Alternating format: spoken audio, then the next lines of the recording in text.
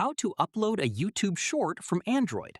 This tutorial shows you how to get your video posted quickly through the YouTube app. First, open the YouTube app on your Android device and make sure you're logged in. From there, tap the plus icon at the bottom center of the screen. After that, make sure Shorts is selected at the bottom of the camera screen. At this point, instead of recording, tap the Add button on the left side of the shutter button to open your gallery. From there, browse through your photos and videos and select the clip you want to upload. Following this, tap Next, and you'll have the option to trim your video down if needed. YouTube Shorts supports videos up to 3 minutes long. Once you're happy with the trim, tap Done to move to the editing screen. From here, swipe up to access the editing tools, where you can add text, music, or stickers to make your short more engaging.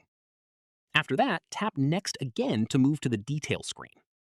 At this stage, add a caption to describe your short and help people find it. From there, select your audience, choose whether the content is made for kids or not, and set your visibility preference. Finally, tap Upload Short, and your video will begin uploading to your channel. That's how you upload a YouTube short from Android. If this helped, hit like, subscribe for more Android tutorials, and tap the bell so you never miss an upload. See you then.